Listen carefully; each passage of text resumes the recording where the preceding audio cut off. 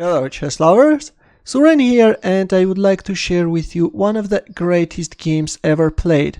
With the white pieces playing Efim Bogoljubov and his opponent is Alexander Alekhine. The game was played at 1922 Hastings tournament.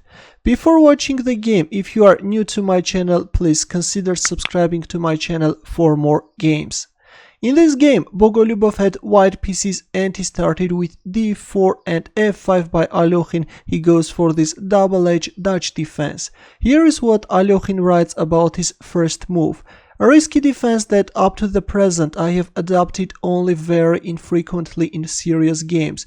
But in the present game I had positively to play for a win in order to make sure of first prize, where a draw was sufficient for my opponent to secure third prize, and hence I found myself forced to run some risks that were after all justified by the result. c4 by Bogoljubov, knight f6, g3, e6, bishop g2 and bishop b4 check. Black is going to advantageously exchange his king bishop, which has only a very limited range of action in this opening. Bishop d2, bishop takes d2 check, knight takes d2. Well, recapturing on d2 with the queen and then playing knight c3 could give white knight better activity, but instead we see knight takes d2, knight c6, knight f3, and we see castling by both sides. d6, queen b3, king h8, a prophylactic move. Alekhine is moving away his king from this diagonal, queen c3, and using the vulnerability of this knight on d2 square, Alekhine played e5.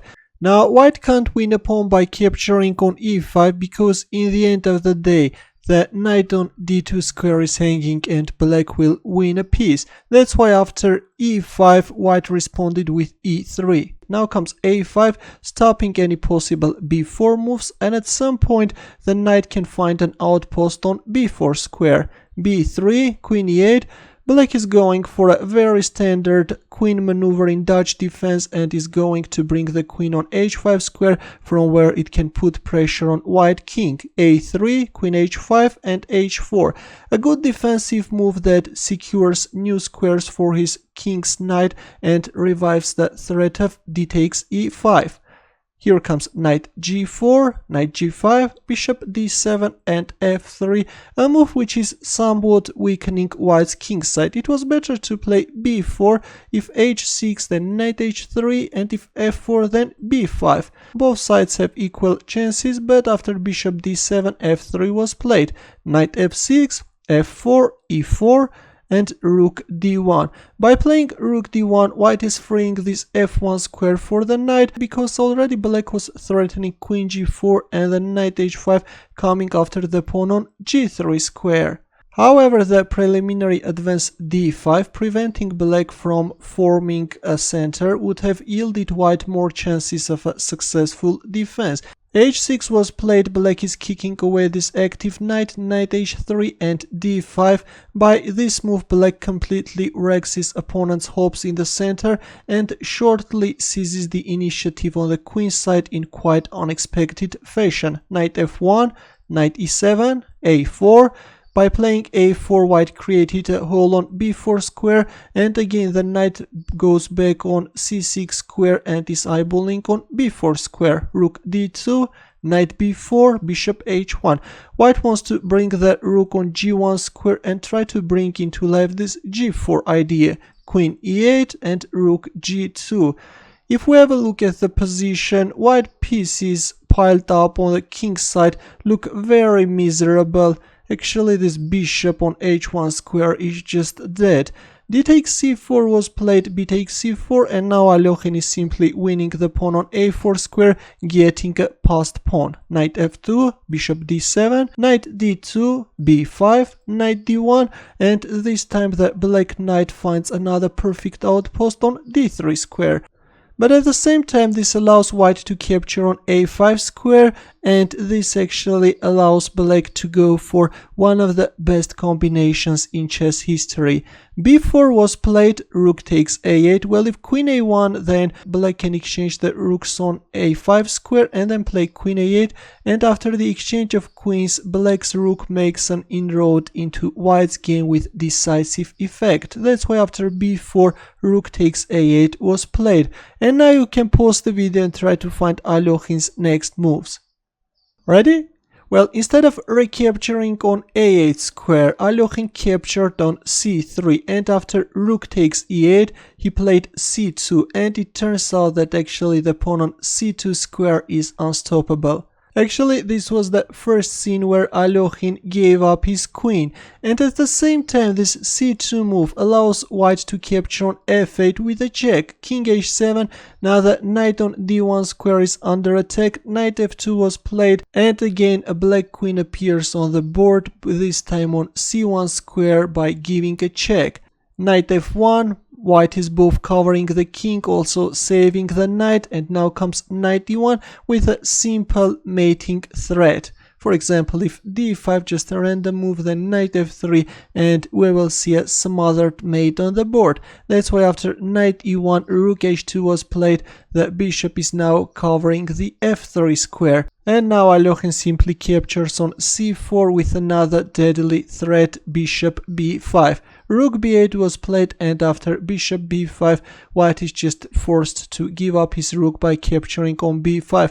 Otherwise, if a move like knight d2, then queen c1 is winning on the spot.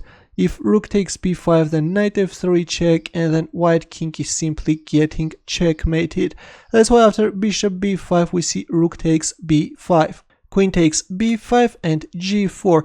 White is trying to prolong his resistance, but black is now landing a heavy punch from f3 square. Knight f3 check. Of course, this allows white to get rid of his bad bishop on h1 square, but now the pawn which appears on f3 square can cause white king serious problems. G takes f5 and queen e2, another very powerful move by Alekhine, and this time Bogoljubov finds himself in a position of Qxc4. Now all white can do is to move his pawns. d5 was played.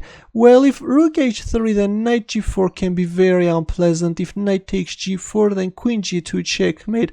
Or after queen e2, if a move like knight h3, the queen is now under attack, then again knight g4 is winning on the spot. The idea is that white knight is taking under control the f2 square, and after rook takes e2, f takes e2, white can't play king f2 and stop this pawn. That's why after queen e2, Bogoljubov played d5. And now comes another very powerful and at the same time a very calm king g8 move. Alekhine is simply torturing his opponent. h5 was played, and the king again returns on h7 square. Look at this beauty. e4, and finally Alekhine wins a pawn. Knight takes e4, queen takes e4, d6. Bogoljubov is still showing a resistance, he's not resigning. Actually, he's acquiring a very cunning strategy. By playing d6, he's bringing the black pawn on d file, and already the rook together with the knight can stop this pawn. And another cunning move, f6, he's just cutting black pawns from each other. G takes f6 and rook d2, but in this position Alekhine played another fantastic move. You can pause the video and try to find his next move. Ready?